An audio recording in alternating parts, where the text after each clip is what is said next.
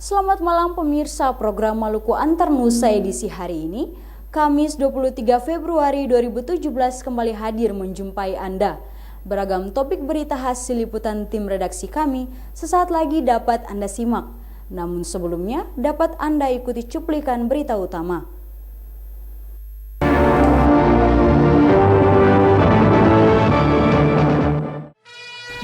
Pelaku pembacokan terhadap dua pemuda warga Kelurahan Ampera, Kota Masohi berhasil ditangkap. Pleno rekapitulasi KPU Buru diwarnai demo. Presiden Joko Widodo dijadwalkan hari ini tiba di Ambon.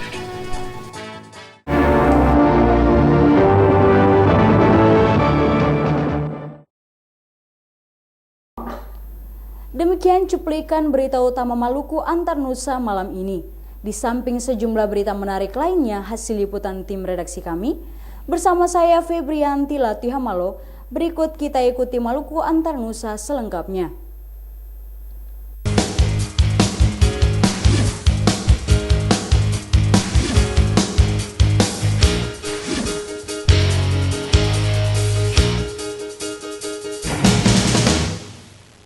Pelaku pembacokan terhadap dua pemuda warga Kelurahan Ampera, Kota Masohi Senin lalu berhasil ditangkap.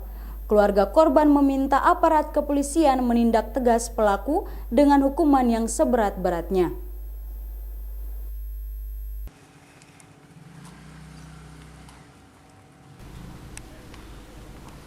Tidak sampai sehari, pelaku pembacokan dua warga Kelurahan Ampera berhasil diringkus anggota Polres Maluku Tengah dan digiring untuk ditindak sesuai hukum.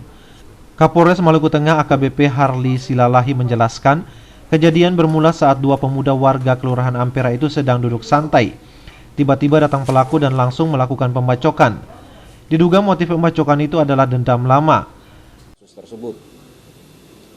Dan sekira pukul 16.00 kemarin kita telah berhasil mengamankan pelaku Olan Nurlete di jalan, artinya pada saat yang bersangkutan hendak melarikan diri. Kedua korban penganiayaan menderita luka bacok serius di bagian kepala, tangan dan kaki, kini dirawat di RSU Masohi. Salah satu korban Layudi Rumbia Latuamuri harus kehilangan 5 jari tangannya dan menjalani perawatan intensif. Sementara kawannya Judi Mandale mengaku tidak tahu duduk persoalan hingga mereka dibacok. Dirinya juga mengaku tidak mengenal pelaku. Contoh apa, ketemu kita ada tidur dengan temannya ada main HP. Pas auto datang langsung turun potong. Pas potong tamang kita dengar bunyi 2 kali. Pas kita bangun, kita mengangkat kepala, potong kita kaki langsung lomba jalan pi.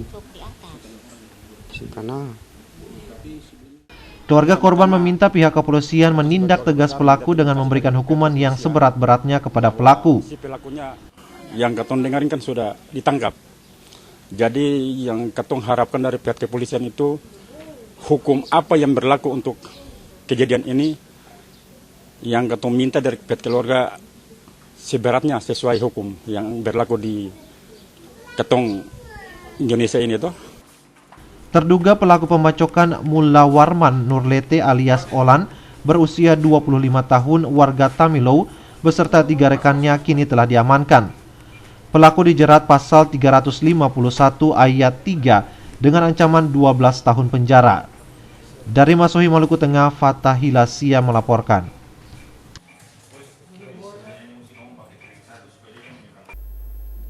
Ribuan massa menuntut KPU Kabupaten Buru menghentikan pleno rekapitulasi perhitungan suara Pilkada Buru. Namun demikian, rapat pleno tetap berjalan dengan pengawalan ketat aparat kepolisian.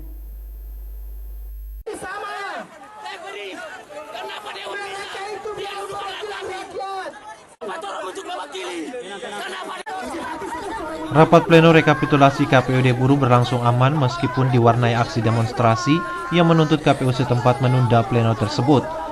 Pleno yang berlangsung kemarin pukul 14 hingga pukul 18 waktu Indonesia Timur berhasil menghitung 3 kecamatan. Hasilnya adalah pasangan calon nomor urut 2 Ramli Umasugi dan Amustofa Besan unggul dengan perolehan 12.464 suara, sedangkan pasangan nomor urut 1 atas nama Bakir Rumbesi, Ruli Hentihu, memperoleh 7.601 suara. Ketua KPU Kabupaten Buru, Munir Swamole, menegaskan proses pleno rekapitulasi harus tetap berlangsung sesuai PKPU nomor 7 tahun 2016. Menurutnya, pleno rekapitulasi itu merupakan jadwal yang telah diatur sesuai mekanisme. Keberatan terhadap tahapan pilkada merupakan hak yang dibenarkan dalam aturan. Namun hal itu tidak serta-merta menghentikan tahapan yang sudah diatur.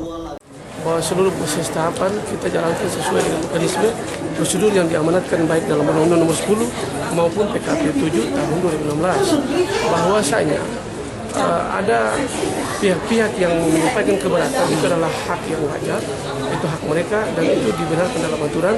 Tetapi bahwa proses kami tetap jalan, bahwa kami lakukan pembukaan pleno di tingkat KPU mulai dari tanggal 2 dan kami akan sampai selesai di Pleno yang berlangsung hingga sore itu dikawal ketat gabungan aparat keamanan dari pihak TNI Polri sebanyak 350 pasukan. Aparat gabungan dari Polres Buru didukung oleh BKO Polda Maluku, Brimob bersama Kodim 15066 Lea. Pengamanan dilakukan di lokasi kantor KPU dan setiap jalur jalan kabupaten. Kapolres Buru AKBP Leo Simatupang mengatakan aparat keamanan akan tetap mengawal proses pleno rekapitulasi tingkat KPUD hingga selesai. Hasil kegiatan hari ini, kemudian memang informasi dari pelaksana demo tadi mengatakan bahwa besok mereka akan melakukan kegiatan aksi lagi, dan diinformasikan bahwa kemungkinan jumlah massa juga akan semakin besar. Untuk itu kami dari jajaran Kapolres Buru didukung oleh jajaran BKU dari Polda Maluku, kemudian dari Kodim 15056 Lea, unsur TNI, kita sudah siapkan untuk antisipasi pengamanan. Dan sudah kita jelaskan bahwa kita mengamankan seluruh masyarakat, bukan hanya pihak pendemo, tapi seluruh masyarakat di wilayah hukum Kabupaten Buru ini. Dari Namlia, RN Stasi Jawa melaporkan. Warga Dusun Wairei, Kecamatan Vinalesela, Kabupaten Buru, melaporkan dugaan politik uang saat pilkada lalu. Mereka menyerahkan sejumlah barang bukti, diantaranya uang dan bahan kebutuhan pokok. Bukti-bukti dan laporan itu telah diserahkan kepada Panwasli Kabupaten Buru untuk ditindaklanjuti.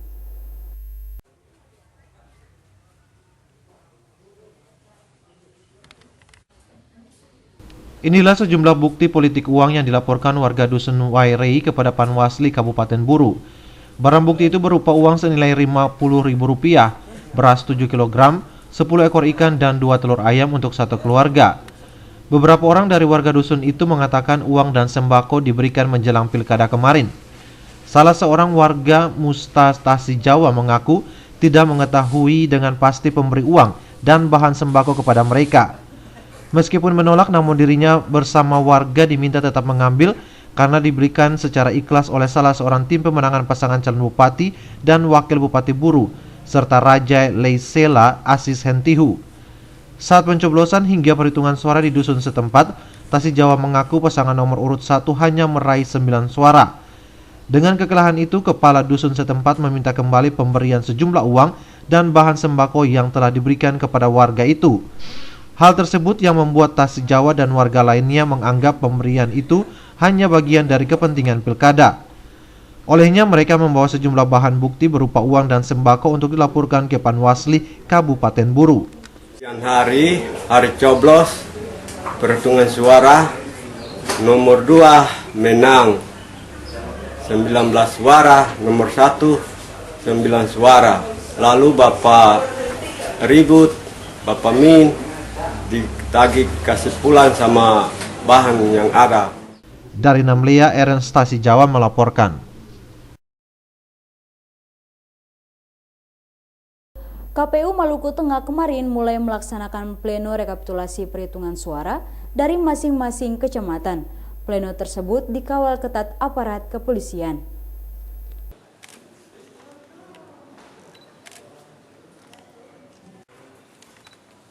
Komisi Pemilihan Umum Maluku Tengah sejak pukul 10.00 waktu Indonesia Timur Rabu pagi menggelar rapat pleno terbuka rekapitulasi penghitungan suara yang berlangsung di Gedung Maioku, Kota Masohi. Ketua KPU Maluku Tengah Ridwan Tomagola mengatakan rekapitulasi belum memasuki tahap akhir karena masih menunggu logistik dari Kecamatan Banda yang belum tiba.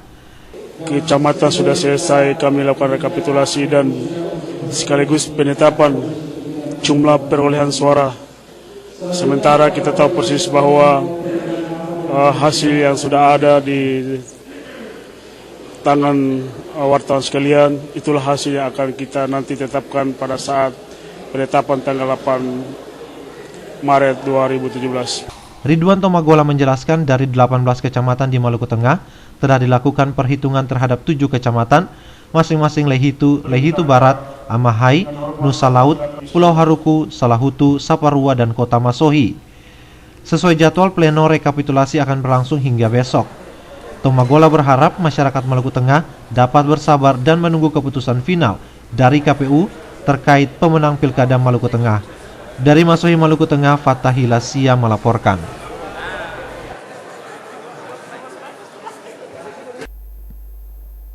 KPU Kota Ambon mengumumkan pasangan Risat Lohana Pesi Syarit Hadler sebagai peraih suara terbanyak Pilkada Kota Ambon yang baru lalu. Pasangan itu memperoleh 80.904 suara. Pengumuman itu disampaikan dalam pleno rekapitulasi penghitungan suara siang tadi.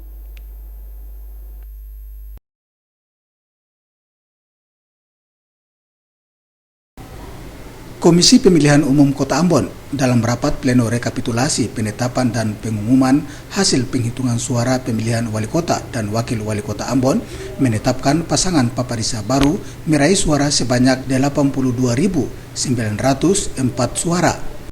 Sementara pasangan Pantas memperoleh 68.679 suara. Dari total suara sah sebanyak 151.583 suara. Untuk jumlah daftar pemilih tetap di 5 kecamatan di Kota Ambon sebanyak 237.627 orang. Dari angka itu terlihat jumlah warga yang tidak mencoblos sebanyak 85.044 orang. Angka lebih banyak dari jumlah suara pasangan Risat Sarip yang hanya 82.000 lebih. Rencananya, penetapan pemenang akan diumumkan pada tanggal 8 Maret 2017 mendatang. Abu Sabawa, Unga melaporkan. Presiden RI bersama Ibu Negara Iriana Joko Widodo dijadwalkan tiba di Ambon hari ini pukul 19.15 dengan menggunakan pesawat khusus. Kehadiran Presiden untuk kedua kalinya di bulan Februari di Kota Ambon dalam rangka membuka sidang Tanwir Muhammadiyah besok.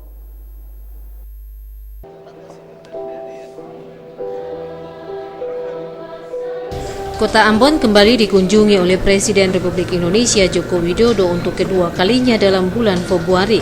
Kedatangan Presiden yang dijadwalkan tiba nanti malam pukul 19.15 dalam rangka membuka sidang Tanwir Muhammadiyah di Gedung Islamic Center Jumat besok. Setelah membuka sidang Tanwir, Presiden juga akan menghadiri musyawarah Latupati dan menerima penghargaan adat di Gedung Kristiani Center. Hal itu disampaikan Gubernur Maluku Said Assegaf di sela-sela kegiatan pameran Maluku Expo Tanwir Muhammadiyah Kamis pagi. Setelah menghadiri musyawarah Latupati, Presiden juga akan melaksanakan sholat Jumat di Masjid Raya Al-Fatah. Sebelum meninggalkan Kota Ambon, Presiden juga dijadwalkan meninjau pelabuhan perikanan di Tantui dan melihat pohon langka yang ada di Maluku. Pemerintah provinsi dan masyarakat Maluku sangat bangga atas kehadiran Presiden untuk kedua kalinya di Kota Ambon dalam bulan Februari. Kehadiran Presiden di Kota Ambon, kata Gubernur, membuktikan begitu besarnya perhatian pemerintah pusat kepada Maluku, khususnya Kota Ambon. Frida Raiman, Bambang Yudhaswara melaporkan. Panitia Pusat dan Daerah Sidang Tanwir Muhammadiyah di Kota Ambon menggelar gladi acara pembukaan Kamis pagi. Seluruh pendukung acara pembukaan terlibat dalam gladi tersebut. Pembacaan Wahyu Kalam Ilahi, Surah Ali Imran ayat 103. Dalam rangka mematangkan acara pembukaan Sidang Tanwir Muhammadiyah, Panitia Pusat dan Daerah bersama Pas Pampres menggelar gladi acara Kamis pagi. Gladi acara yang dilakukan itu melibatkan seluruh pendukung acara yang terlibat dalam pembukaan Sidang Tanwir Muhammadiyah. Dalam gladi acara ini juga sudah diperhitungkan waktu mulai dari kedatangan Presiden hingga selesainya acara pembukaan. Pembukaan Sidang Tanwir Muhammadiyah nanti juga akan diisi dengan pencanangan pembangunan Universitas Muhammadiyah dan Rumah Sakit Umum Pusat Kesejahteraan Umat Muhammadiyah. Selain itu, saat membuka sidang Tanwir Muhammadiyah, Presiden Republik Indonesia juga dijadwalkan akan meresmikan dan meluncurkan klinik apung Said Tuhulele. Setelah membuka sidang Tanwir Muhammadiyah, Presiden juga akan melihat langsung klinik apung Tuhulele. Saat ini kapal yang dijadikan klinik apung Tuhulele sudah ditambatkan di dermaga di Kompleks Islamic Center. Kapal berukuran kecil tersebut dilengkapi dengan sejumlah sarana kesehatan yang selanjutnya akan melayari pulau-pulau pesisir di daerah ini untuk memberikan pelayanan di bidang kesehatan. Frida Raiman, Bambang Yudaswara melaporkan.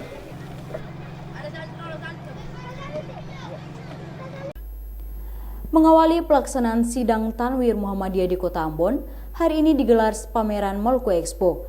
Pameran Maluku Expo dengan melibatkan pelaku usaha kecil dan menengah itu dibuka Gubernur Maluku Said Assegaf. Ya Allah, ya Rabbal Alamin. Pameran Maluku Expo dalam rangka sidang Tanwir Muhammadiyah di Kota Ambon hari ini mulai digelar. Tercatat ada 32 peserta yang mengikuti pameran Maluku Expo ini. Mereka adalah SKPD, lingkup pemerintah Provinsi Maluku, perbankan dan dunia usaha serta UMKM yang ada di daerah ini. Para peserta pameran Maluku Expo ini menampilkan sejumlah produk unggulan kepada para tamu sidang Tanwir Muhammadiyah yang datang dari 34 provinsi di Indonesia. Pimpinan Pusat Muhammadiyah Busron Mukodas mengatakan, pimpinan Pusat Muhammadiyah memberikan apresiasi yang tinggi kepada pemerintah Provinsi Maluku yang dengan antusias menyukseskan pelaksanaan sidang Tanwir Muhammadiyah di Kota Ambon. Pihaknya berharap sidang Tanwir Muhammadiyah yang digelar di Kota Ambon akan memberikan dampak positif bagi pembangunan Maluku ke depan. Saat membuka Maluku Expo ini, Gubernur Maluku Said Assegaf mengatakan, pemerintah Provinsi Maluku terus mendorong pengembangan usaha kecil dan menengah di daerah ini. Dorongan tersebut akan diberikan dalam bentuk dukungan anggaran bagi pemberdayaan UMKM di daerah ini.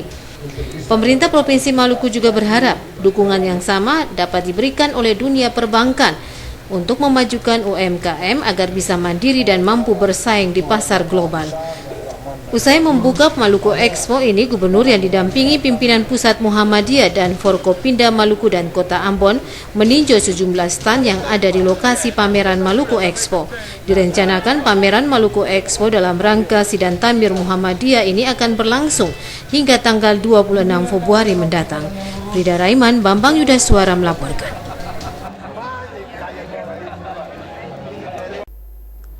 Permasalahan umum yang terjadi dalam pelaksanaan anggaran semester kedua tahun 2016 berkaitan dengan 11 indikator kinerja pelaksanaan anggaran. Indikator ini antara lain penyerapan, perencanaan, penarikan anggaran, dan keterlambatan pembuatan surat perintah membayar. 11 indikator menjadi kriteria untuk menilai kinerja pelaksanaan anggaran pada satuan-satuan kerja. Permasalahan secara umum yang terjadi dalam pelaksanaan anggaran semester kedua tahun 2016 pertalian dengan 11 indikator tersebut. Indikator ini antara lain penyerapan, perencanaan, dan penarikan anggaran, serta keterlambatan pembuatan surat perintah membayar SPM. Permasalahan ini mesti menjadi perhatian para satker agar dapat diminimalisasi di semester pertama tahun 2017 ini. Hal tersebut diakui Kepala Kantor Wilayah Ditjen Perbendaharaan Provinsi Maluku, Ustek Rayono, pada rakorda pelaksanaan anggaran semester kedua 2016 dan sosialisasi peraturan pelaksanaan anggaran Kamis pagi. Menurut Rayono, jika pada perencanaan anggaran sering terjadi revisi, maka perencanaan anggaran tersebut dinilai tidak cukup baik. Perencanaannya bisa kita lihat dari revisi.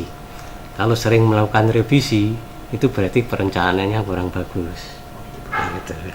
Ya memang revisi itu dimungkinkan karena anggaran itu disusun 1 tahun sebelumnya. Katakanlah anggaran 2017, nyusunnya sejak 2016.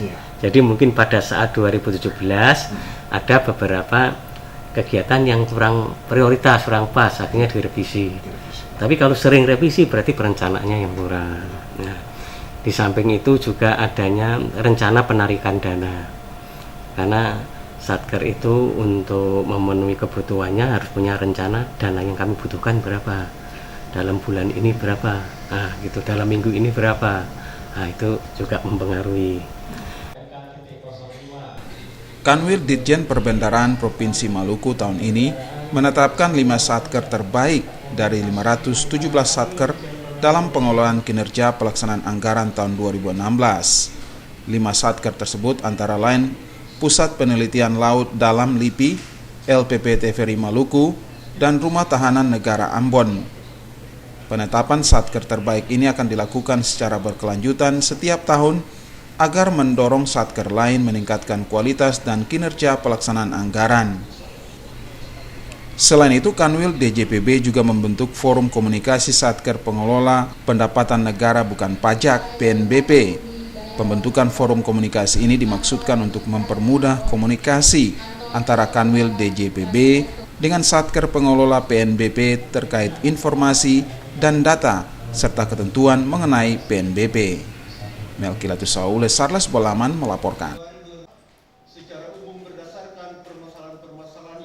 Sebagai upaya mengenalkan jasa keuangan syariah kepada masyarakat dalam Tanwir Muhammadiyah tahun 2017 di Ambon, digelar seminar tentang arah dan kebijakan pengembangan ekonomi syariah. Seminar sehari ini juga dimaksudkan untuk meningkatkan pemahaman masyarakat dan para pelaku usaha terkait dengan peluang serta potensi investasi bisnis ekonomi syariah di Indonesia.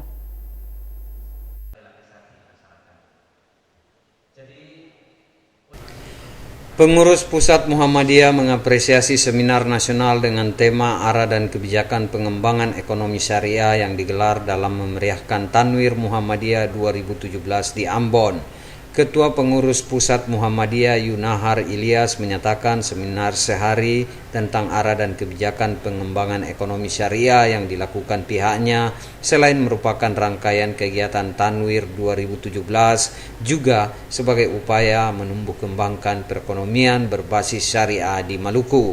Masih terkait dengan tema besar sidang Tanwir, kedaulatan dan keadilan sosial, Indonesia berkemajuan, bahwa salah satu problem besar bangsa Indonesia sekarang itu adalah kesenjangan ekonomi. Kalau menurut Bapak Presiden sendiri, kesenjangan ekonomi itu di Indonesia sudah lampu merah, di mana segelintir orang, 1% orang Indonesia menguasai 55% aset. Bayangan aja itu. 45% aset dibagi untuk 99%. Nah, kebetulan umat Islam itu kan dari segi kuantitas mayoritas, tapi penguasaan ekonomi minoritas. Tapi sebenarnya tidak hanya problem umat Islam, tapi problem bangsa, karena di Indonesia ini kan banyak sekali etnis, ya. Nah, jadi etnis tertentu menguasai mayoritas ekonomi. Kehadiran lembaga-lembaga keuangan yang berbasis syariah dewasa ini akan sangat membantu pengembangan ekonomi di kalangan umat Islam, khususnya untuk mengakomodasi transaksi keuangan, kebutuhan investasi, dan sumber pendanaan dengan konsep syariah.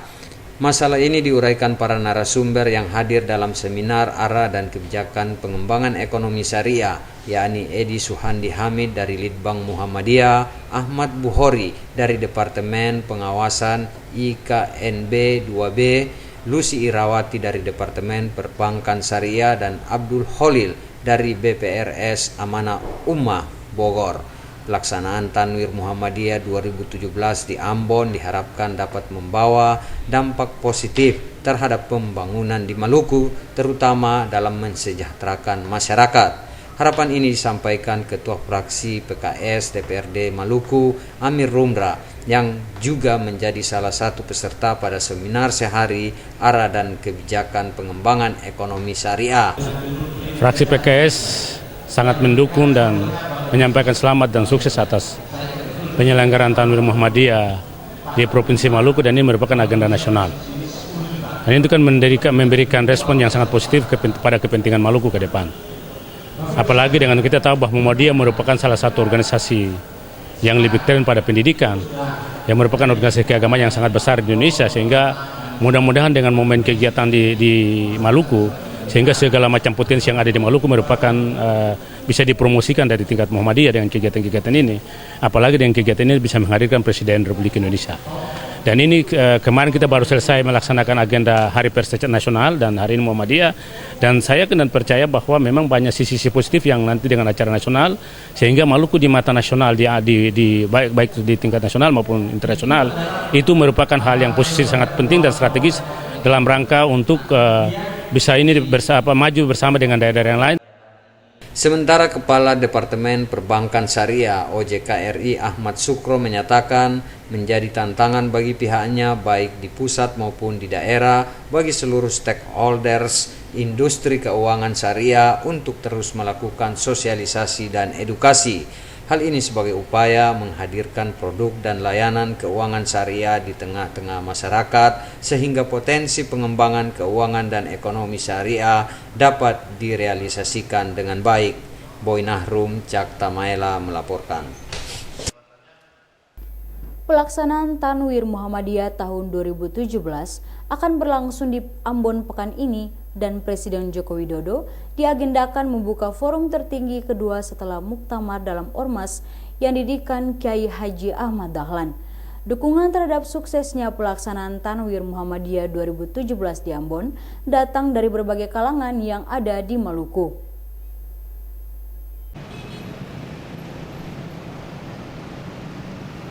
Sebagai ormas yang memiliki basis di masyarakat, Muhammadiyah punya langkah-langkah yang selama ini menjadi bagian yang proaktif dalam menegakkan prinsip-prinsip keadilan sosial.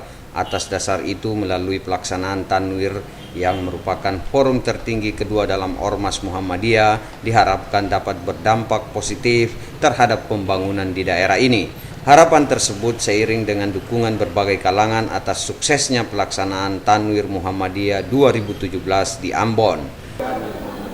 DPW PAN dan juga DPP PAN mendukung sepenuhnya sidang Tanwir Muhammadiyah tahun 2017 di Kota Ambon. Ketua Umum DPP PAN hadir dalam rangka acara Tanwir Muhammadiyah. Sebagai generasi muda masyarakat NTB Kabupaten Maluku Tenggara Barat dan merupakan bagian integral daripada generasi muda yang ada di Maluku, kami mendukung sepenuhnya Tanwir Muhammadiyah. Semoga dengan pelaksanaan Tanwir Muhammadiyah ini, pemerintah pusat dapat memberikan kontribusi yang baik dalam rangka pembangunan dan peningkatan kesejahteraan di bumi Seribu Pulau, di provinsi bumi raja-raja ini. Terkait dengan hajat nasional, yaitu adalah Tanwir Muhammadiyah yang akan dilaksanakan di Provinsi Maluku umumnya dan Kota Ambon khususnya, ini adalah suatu hal yang sangat positif. Justru itu kita semua elemen masyarakat, baik itu masyarakat umum maupun yang tergabung dalam ASN, itu punya tanggung jawab moral untuk turut memberikan apresiasi dan dukungan dengan adanya kegiatan Tanwir Muhammadiyah ini, karena ini adalah event nasional dan ini perlu kita dukung, sekaligus kita memberikan apresiasi dan dukungan untuk kegiatan ini bisa berjalan lancar dan sukses. Mengapa demikian? Dengan hadirnya kegiatan event nasional ini lagi berarti menambah deretan untuk kegiatan-kegiatan nasional di Ambon. Sejak tahun ini baru 2 minggu kemarin kita melaksanakan kegiatan pers nasional. Kemudian hari Jumat yang tepat tanggal 23 ini lagi dilaksanakan Tanwir Muhammadiyah. Itu adalah sesuatu hal yang luar biasa. Tetapi tentu yang kita bukan hanya euforia tentang pelaksanaan dan itu dari sisi kegiatan-kegiatan yang seremonial belaka. Tapi yang kita harapkan adalah dampak positif dalam upaya meningkatkan kesejahteraan masyarakat Maluku. Dalam mewujudkan prinsip keadilan sosial, Muhammadiyah senantiasa mendukung kebijakan strategis pemerintah mengenai ekonomi berkeadilan sosial yang sejalan dengan persyarikatan yang sudah lama digeluti oleh ormas yang didirikan Kiai Haji Ahmad Dahlan. Boy Nahrum, Cak Tamaela melaporkan. Pawai ta'aruf dalam rangka sidang Tanwir Muhammadiyah berlangsung pagi tadi. Pawai ta'aruf itu menampilkan pakaian adat dari 33 provinsi di tanah air. Gubernur Maluku Said Assegaf berharap pawai ta'aruf itu dapat mempromosikan khazanah budaya dan keutuhan orang Basudara di Maluku.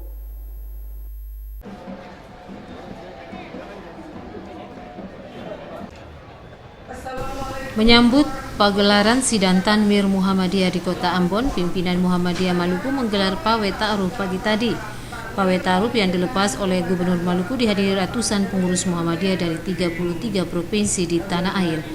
Ketua Umum Pengurus Pusat Muhammadiyah Dr. Haidar Nasir mengatakan, sidang Tanwir Muhammadiyah di Kota Ambon merupakan sidang tertinggi setelah Muktamar. Nasir meminta para pengurus Muhammadiyah dan masyarakat Maluku dapat berpartisipasi dalam menyukseskan event nasional tersebut. Maluku menurutnya merupakan bagian integral dari sejarah Indonesia dan memiliki peran strategi dalam kancah nasional. Karenanya Nasir berharap melalui pagelaran sidang Tanwir Muhammadiyah mampu menjadikan Maluku yang berperadaban di Indonesia.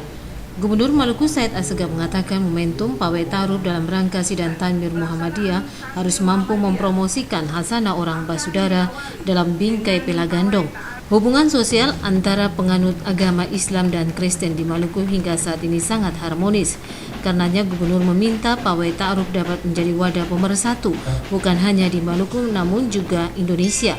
Gubernur berharap sidang Tanwir Muhammadiyah di Maluku dapat berjalan aman, lancar, dan sukses. Hal itu sebagai modal untuk mempromosikan Maluku ke kancah nasional maupun internasional. Peserta pawai ta'aruf ini dilepas dari lapangan Merdeka, melewati sejumlah ruas jalan utama di Kota Ambon, dan finish di Islamic Center. Panile Tahid melaporkan. Kader adalah alat perjuangan partai politik dalam melakukan aktivitasnya. Masalah ini mengemuka dalam latihan kader amanat dasar dan latihan amanat media yang digelar Dewan Pimpinan Wilayah Partai Amanat Nasional Maluku.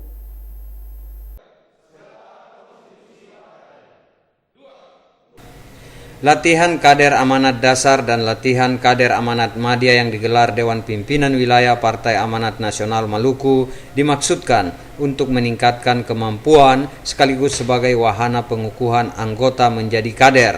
Pelatihan yang berlangsung selama 6 hari di Ambon diikuti 65 peserta dari 9 DPD yang ada di Maluku dengan melibatkan para instruktur dari Dewan Pimpinan Pusat Partai Amanat Nasional. Ketua Dewan Pimpinan Wilayah Partai Amanat Nasional Maluku, Abbas Ames Hanubun menyatakan latihan kader amanat dasar dan latihan kader amanat media harus dijalani anggota partai sehingga nantinya dapat dikukuhkan sebagai kader. Abbas Ames Hanubun menegaskan seluruh anggota partai diharapkan dapat mengikuti kedua pelatihan yang merupakan syarat mutlak untuk menjadi kader Partai Amanat Nasional.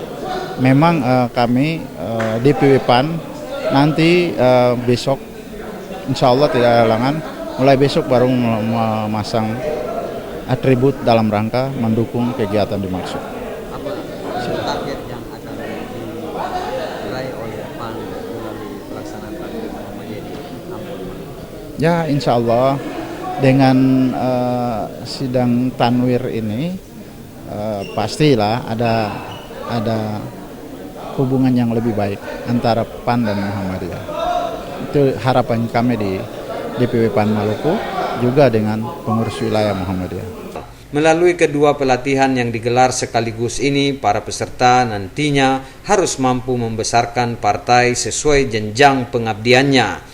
Dalam pelatihan yang berlangsung selama 6 hari, para peserta dibekali dengan berbagai kemampuan, sehingga pada akhirnya mereka dapat bersinergi dalam membesarkan partai, meningkatkan moralitas, dan menjunjung tinggi kearifan lokal dan kebinekaan, sehingga dapat membentuk integritas kader Partai Amanat Nasional yang ada di Maluku menghadapi pemilu 9 April 2019. Boy Nahrum, Cak Tamaela melaporkan.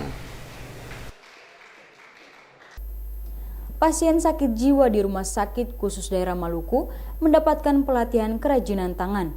Program itu berlangsung di instalasi psikososial. agar pasien dapat mandiri setelah kembali ke lingkungan keluarga mereka.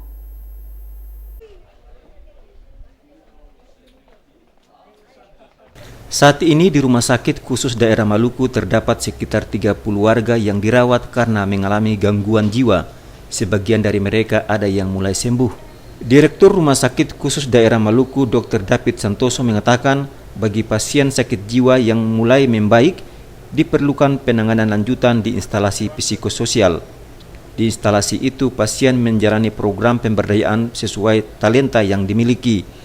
Ada pasien yang dibimbing tentang cara bercocok tanam, kerajinan tangan, bahkan memainkan alat musik. Pembinaan di instalasi psikososial diperlukan agar pasien setelah keluar dari rumah sakit khusus daerah dapat mandiri. Selain itu, pasien juga akan diterima dengan baik di lingkungan keluarga karena mereka telah memiliki kemampuan bekerja sebagaimana orang lain. David Santoso mengakui sejumlah program di instalasi psikososial berkaitan erat dengan kegiatan instalasi lain. David Santoso mengakui sejumlah program di instalasi psikososial berkaitan erat dengan kegiatan instansi lain. Karenanya ke depan, Rumah Sakit Khusus Daerah akan melakukan kerjasama dengan Dinas Sosial maupun Dinas Tenaga Kerja. Dari terhambatnya artinya setelah di masyarakat dia tidak bisa lakukan apa-apa.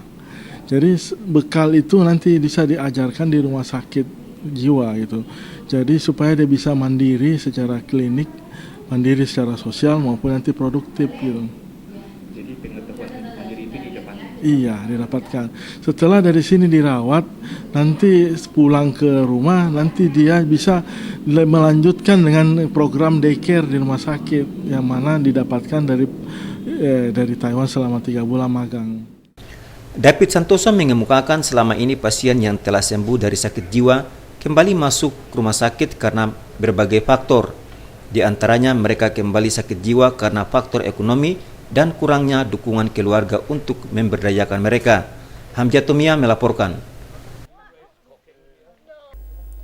256 mahasiswa peserta kuliah kerja nyata Universitas Kristen Indonesia Maluku, UKIM Ambon menerima pembekalan hari ini. Pembekalan itu akan dilaksanakan selama 2 hari sebagai bekal sebelum para mahasiswa itu turun lapangan.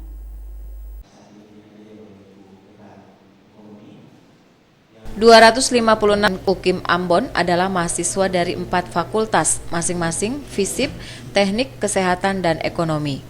Jumlah terbanyak berasal dari Fakultas Teknik, yakni 82 orang. Pagi tadi mereka mengikuti pembekalan di kampus UKIM Ambon. Pembekalan dilaksanakan selama 2 hari dan wajib diikuti seluruh peserta KKN. Sedangkan tryout akan dilaksanakan pada 25 Februari mendatang dengan melakukan penanaman pohon di lokasi kampus Suli. Pelaksanaan KKN di masyarakat akan dimulai 27 Februari hingga 27 April atau kurang lebih 2 bulan. Peserta KKN UKIM Angkatan ke-42 ini ditempatkan di wilayah Pulau Ambon sebanyak 16 lokasi dan Kabupaten Maluku Tengah di 7 negeri di Kecamatan Nusa Laut. Rektor UKIM Ambon, Dr. Cornelis Adolf Alyona mengatakan, kuliah kerja nyata penting bagi UKIM karena merupakan suatu kegiatan perkuliahan dan kerja lapangan yang merupakan pengintegrasian dari pendidikan dan pengajaran serta pengabdian kepada masyarakat. KKN bertujuan agar mahasiswa memperoleh pengalaman belajar yang berharga melalui keterlibatan dalam masyarakat secara langsung. Sosialisasi yang dilakukan oleh UKIM bersama-sama dengan YAPERTI, Yayasan Perguruan Tinggi Gereja Kristen Maluku terhadap jemaat-jemaat, dan mereka bisa melihat bahwa memang pendidikan ini penting. Melalui KKN UKIM Angkatan ke-42 ini diharapkan dapat memotivasi warga gereja dan masyarakat agar berpartisipasi dalam pembangunan yang berasaskan spiritualitas pluralis di Maluku demi mempertahankan kedaulatan NKRI. Christine Sipahelut Kurniawan melaporkan.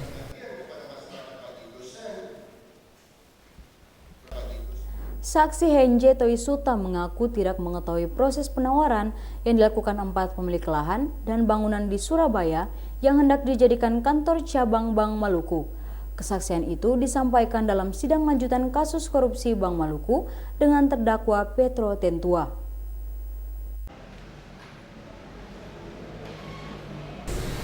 Pengadilan Tindak Pidana Korupsi Ambon kembali menyidangkan kasus korupsi pembelian tanah dan gedung Bank Maluku di Surabaya dengan terdakwa Petro Tentua. Sidang kali ini dengan agenda pemeriksaan saksi mahkota Hence Abraham Tuisuta. Tuisuta adalah terdakwa kasus yang sama dengan berkas terpisah. Tuisuta dalam kesaksian menyatakan tidak mengetahui proses pengajuan penawaran oleh 4 perusahaan, salah satunya dari Sunarko. Tuisuta mengaku tidak pernah dilibatkan dalam survei pembelian tanah dan gedung Bank Maluku di Surabaya pada tahun 2014, apalagi menyangkut proses penawaran harga. Di hadapan majelis hakim, dirinya hanya melakukan konfirmasi harga kepada pemilik gedung berdasarkan permintaan dari terdakwa Idris Rolobesi yang saat itu menjabat sebagai Direktur Umum. Selain itu juga dirinya tidak pernah terlibat dalam internal Bank Maluku, utamanya proses pembelian Bank Maluku. Saksi juga membantah memberikan sejumlah uang kepada direksi Bank Maluku terkait dengan proses pembelian tanah dan gedung Bank Maluku di Surabaya pada tahun 2014 lalu. Menanggapi keterangan dari Hence Abraham Tuisuta, terdakwa Petro Tentua menyatakan keterangan saksi adalah benar. Terdakwa menyatakan survei terhadap pembelian tanah dan gedung Bank Maluku tidak melibatkan Hence Abraham Tuisuta. Sidang akan dilanjutkan Senin pekan depan dengan agenda pembacaan tuntutan. Panile Tahid melaporkan.